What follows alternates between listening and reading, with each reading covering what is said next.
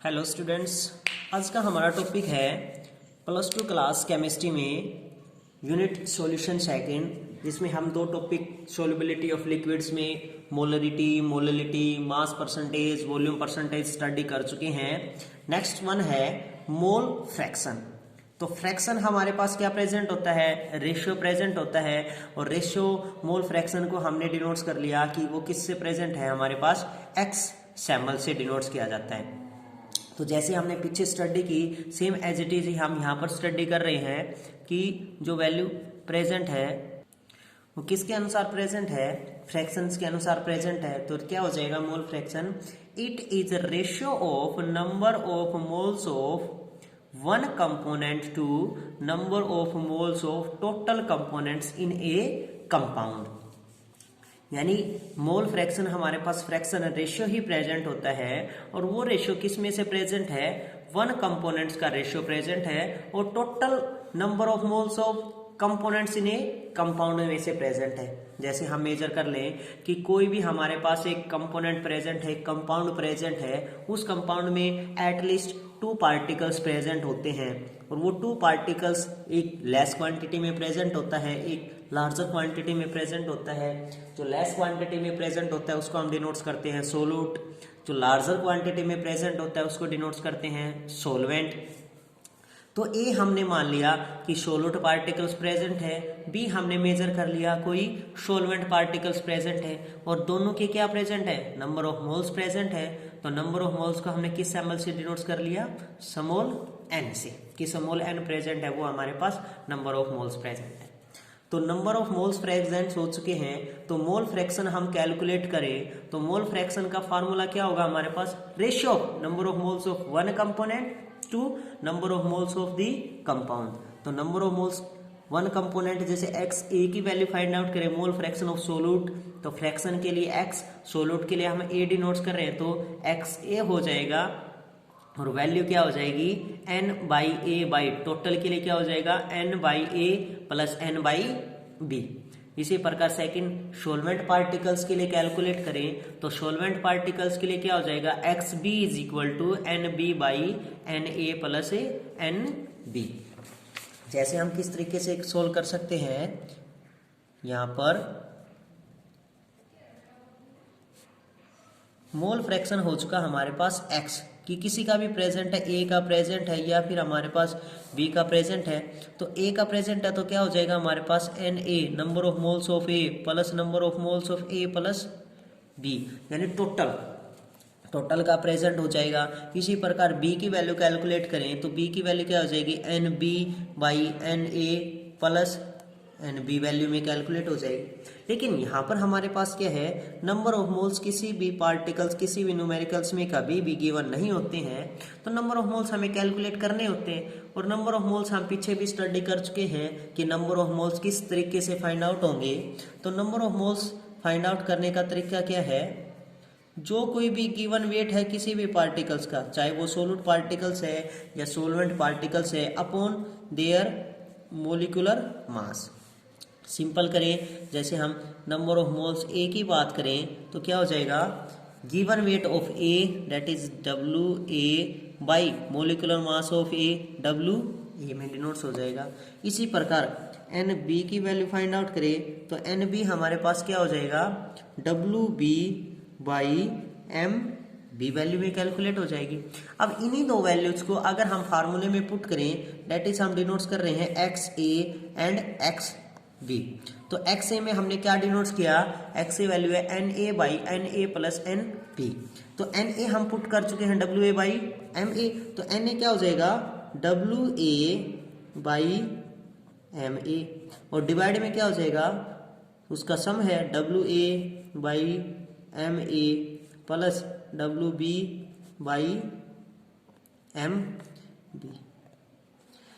उसके बाद दोनों का सम हमारे पास वैल्यू प्रेजेंट हो चुकी है। इन दोनों के सम से अगर हम वैल्यू कैलकुलेट करें, इसी प्रकार किसका, एक्स बी की वैल्यू कैलकुलेट करें तो एक्स बी भी किसके इक्विवेलेंट हो जाएगा, W B by M B, और टोटल्स के डिवाइड में क्या हो जाएगा, W A by M A plus W B by M B.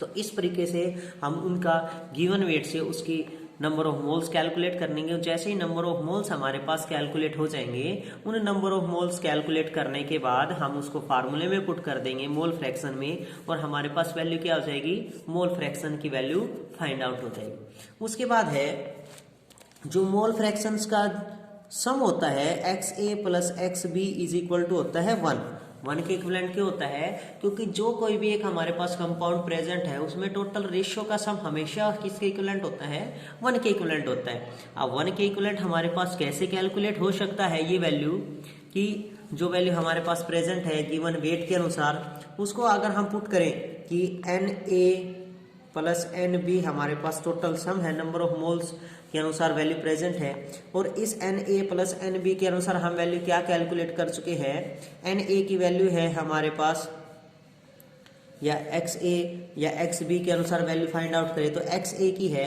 NA by NA plus NB, और प्लस XB की वैल्यू हमारे पास क्या है, NB by NA plus NB। अगर दोनों का हम एलसीएम लेके चले तो एलसीएम क्या हो जाएगा हमारे पास, एलसीएम हो जाएगा NA प्लस NB। फर्स्ट वाले को कैलकुलेट करें तो NA प्लस NB से कैंसिल हो जाएगा, बचेगा क्या, NA। इसी प्रकार NA प्लस NB से NA प्लस NB नेगलेक्ट हो जाएगा, बचेगा क्या हमारे पास प्लस NB। ऊपर NA plus B NA plus NB तो क्या हो जाएगा, 1/1 इज इक्वल टू 1। तो टोटल मोल फ्रैक्शन का सम किसके इक्विवेलेंट होता है, 1 के इक्विवेलेंट होता है। उसके बाद नेक्स्ट है नॉर्मलिटी। नॉर्मलिटी जैसे हमारे पास फर्स्ट लेटर हम सभी का यूज कर रहे हैं, उसी को ही फर्स्ट लेटर को हम उसके सिंबल से डिनोट कर रहे हैं, तो इसी प्रकार नॉर्मलिटी है उसका फर्स्ट लेटर N है, तो नॉर्मलिटी में हमारे पास सिंबल में क्या डिनोट्स होगी, कैपिटल N से ही डिनोट्स होगी। तो क्या होगी normality, it is defined as when number of gram equivalent of solute dissolve per litre of the solution, यानी number of gram of solute, gram equivalent हमारे पास प्रेजेंट है सोल्यूट पार्टिकल्स के, और वो किस में से प्रेजेंट है, पर लीटर ऑफ द सॉल्यूशन में से प्रेजेंट है।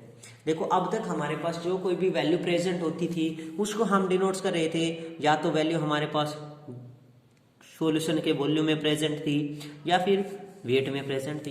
यहाँ पर एक वैल्यू हमारे पास इंक्रीज हो चुकी है, ग्राम इक्विवेलेंट, यानी ग्राम इक्विवेलेंट हमारे पास वैल्यू है सोल्यूट पार्टिकल्स की, वो सॉल्यूशन में लीटर में डिजोल्व की गई है, तो it is the gram equivalent पर litre.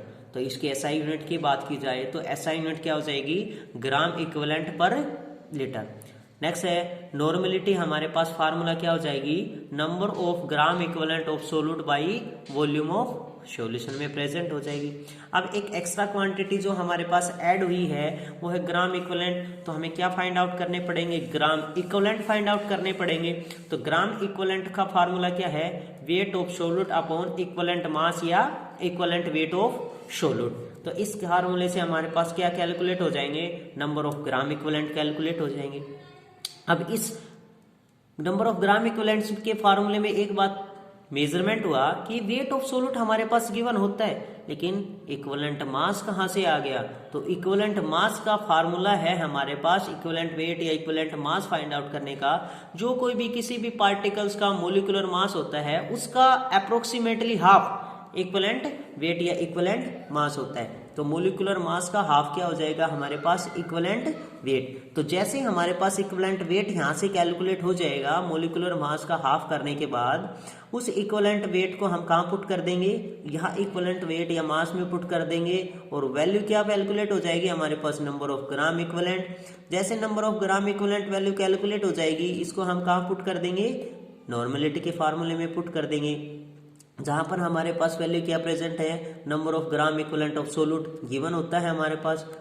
Number of gram equivalent की हम फार्मूले से कैलकुलेट कर चुके हैं, वॉल्यूम हमारे पास गिवन है, तो हमारे पास क्या कैलकुलेट हो जाएगी, normality, that is number of gram equivalent of solute by volume of solution. The next topic is solubility of gas in liquid, यानी जो हम स्टडी कर रहे हैं solubility of gas in liquid है, वो किन किन फैक्टर्स पे डिपेंड होती है, कि कौन कौन से फैक्टर्स हैं जो सोल्युबिलिटी को अफेक्ट करते हैं। तो gas dissolved in liquid, this process is called solubility of gas in liquid, यानी कोई भी गैस पार्टिकल्स है वो किसी लिक्विड पार्टिकल्स में कितना डिजोल्व हो सकती है, यानी उसकी कैपेसिटी कितनी है, वो होगी solubility of gas in liquid. यानी गैस पार्टिकल्स क्या है, सोलूट है, और लिक्विड पार्टिकल्स क्या है, सोलवेंट है। तो फैक्टर्स कौन से हो जाएंगे सोल्युबिलिटी ऑफ गैस के? फर्स्ट होगा नेचर, यानी दोनों की नेचर पे डिपेंड करेगी कि जो सोलूट पार्टिकल्स है उसकी कैसी नेचर है, और जो सोलवेंट पार्टिकल्स है उसकी कैसी नेचर है। कि सोलूट पार्टिकल्स है, गैस पार्टिकल, वो कितना डिजोल्व हो सकता है, किसी कंसंट्रेशन के अनुसार डिजोल्व हो सकता है, उसकी कैपेसिटी कितनी है डिजोल्व होने की। सेकेंड वन होगा नेचर ऑफ सोलवेंट, कि जो सोलवेंट पार्टिकल्स है वो कितना डिजोल्व हो सकता है, कितनी कैपेसिटी के अनुसार डिजोल्व हो सकता है किसी पार्टिकल्स में, तो नेचर पे डिपेंड होगा दोनों का। थर्ड वन है temperature, temperature is at least A particle, क्यों? क्योंकि टेम्परेचर इंक्रीज करने पर हम सोल्युबिलिटी को इंक्रीज कर सकते हैं। जैसे हम एक एग्जांपल लेके चले कि शुगर डिजोल्व इन वाटर, कि शुगर पार्टिकल्स है वो वाटर में डिजोल्व हो सकती है, लेकिन नॉर्मल कंडीशन पर वो डिजोल्व हो रही है, टाइम पीरियड ज्यादा ले रही है, लेकिन जब हम उसका टेम्परेचर इंक्रीज कर दें तो सोल्युबिलिटी आल्सो इंक्रीज, तो सोल्युबिलिटी इंक्रीज हो जाएगी। इसी प्रकार गैसेस पार्टिकल्स हैं, लिक्विड पार्टिकल्स में टेम्परेचर के अनुसार डिजोल्व होते हैं, उनकी कंसंट्रेशन क्या होती है, इंक्रीज हो जाती है। Next fourth point is pressure. Pressure सबसे इंपॉर्टेंट फैक्ट है solubility of gas in liquids में, क्योंकि एक प्रेशर ऐसी कंसंट्रेशन है जो सिर्फ गैसेस पर डिपेंड्स होती है, because gases exert pressure at high temperature, सिर्फ गैसेस एक्सर्ट प्रेशर कर सकती हैं।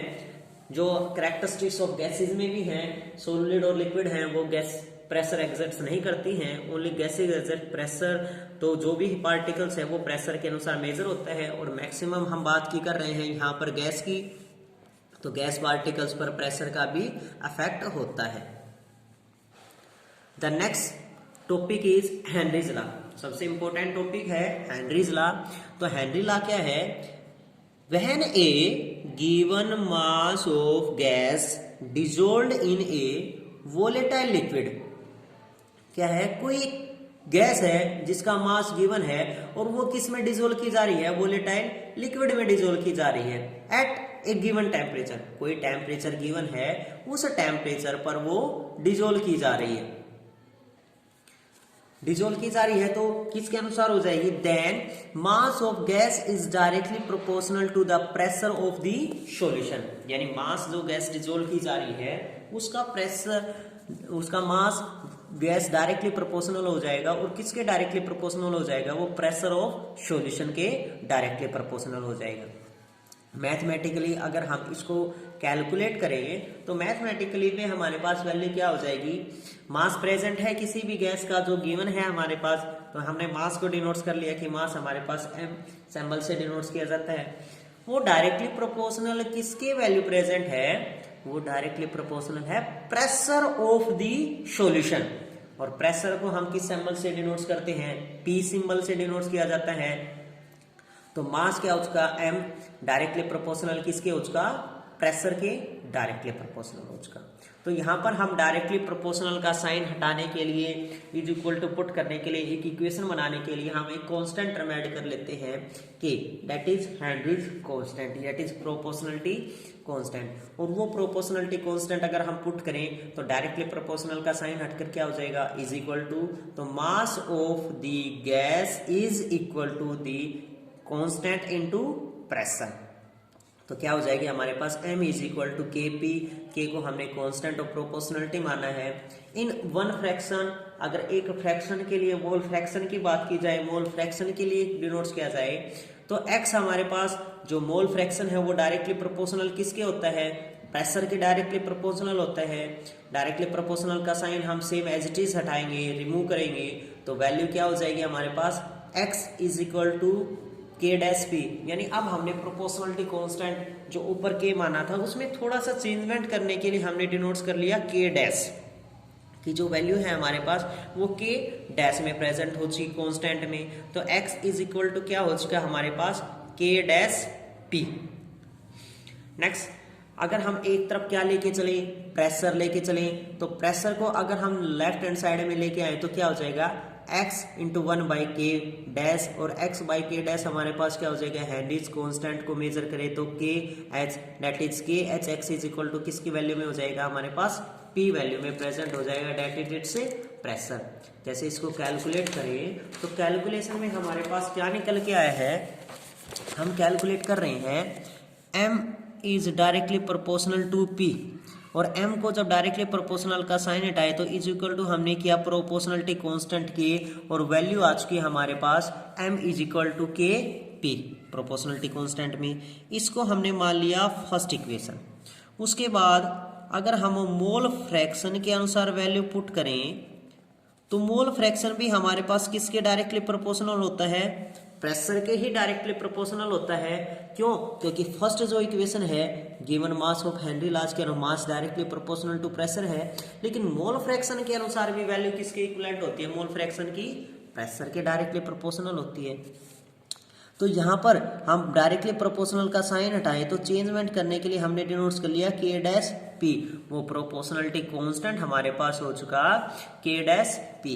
अब हमें तो वैल्यू किसकी चाहिए, पी की चाहिए, क्योंकि यहाँ पर भी हमारे पास पी वैल्यू प्रेजेंट है। तो p value is equal to क्या हो जाएगा एक्स इंटू 1/k डैश, और इस 1/k डैश को हम सेम वैल्यू में पुट करने के लिए डिनोट्स कर लेते हैं कि 1/k डैश हो चुका हमारे पास के एक कांस्टेंट वैल्यू में डिनोट्स हो चुका, और उस कांस्टेंट वैल्यू को हमने डिनोट्स कर लिया के H for that is Henrys constant. यानी वैल्यू क्या हो चुकी है हमारे पास x इंटू 1/k डैश हो चुका हमारे पास के एच, तो x इंटू डिनोट्स कर लिया हमने k h is equal to p, यानी ये वैल्यू हमारे पास के डैश ऑफ पी के अनुसार वैल्यू कैलकुलेट हो चुकी।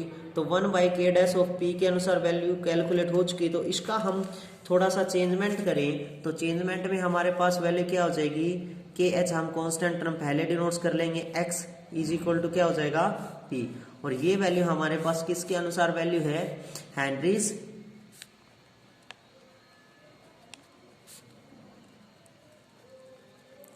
कांस्टेंट के अनुसार वैल्यू प्रेजेंट है। और ये equation, in this equation is given by Henry, so this is known as Henry's law, यानी उसके नाम से ही इसको क्या कहा जाता है हेनरीज लॉ नाम से इसको डिनोट्स किया गया है। जो हमारे पास वैल्यू है वो हेनरी लॉ के अनुसार प्रेजेंट है। तो यहाँ पर हम छोटी सी बात एक और पुट करेंगे, जो चीज हम वैल्यू यहाँ पर मेजर कर रहे हैं वो आपको अब्रिविएशन में डिनोट्स करनी है कि m क्या है हमारे पास मास ऑफ गैस है, p क्या है प्रेशर ऑफ सॉल्यूशन है,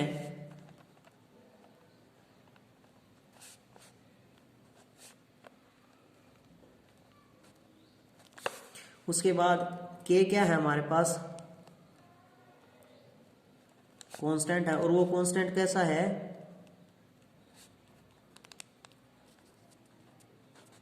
प्रोपोर्शनलिटी कांस्टेंट है।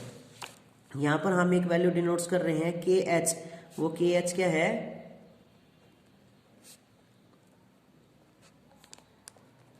Henrys constant. तो ये सभी वैल्यू आपको पुट करनी होंगी कि कौन कौन सी वैल्यू हमारे पास प्रेजेंट है। हेनरी कांस्टेंट के अनुसार हमने क्या वैल्यू पुट की है, सिंपल हम मास ऑफ द गैस डिनोट्स कर रहे हैं वो क्या है, प्रेशर ऑफ सॉल्यूशन क्या है। तो इससे दोनों के बीच में अगर हम रिलेशनशिप पुट करें इक्वेशन नंबर फर्स्ट और इक्वेशन नंबर सेकंड से, वैल्यू आ चुकी है हमारे पास x into 1/k dash is equal to p, और 1/k डैश को हम मान रहे हैं हेनरीज कांस्टेंट के अनुसार, हेनरीज लॉ के अनुसार। तो 1/k डैश को हमने मान लिया kh, और x इंटू के एच इज इक्वल टू क्या आ चुका p, कांस्टेंट टर्म हम पहले पुट कर लेंगे के एच एक्स इज, हाँ ये और डिनोट्स करो यहाँ पर एक वैल्यू और that is x, x value हम डिनोट्स कर रहे हैं मोल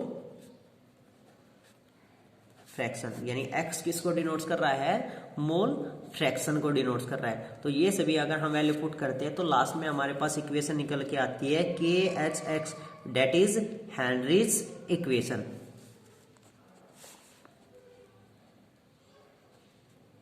Henrys equation given by Henry's. This equation is known as Henry's equation.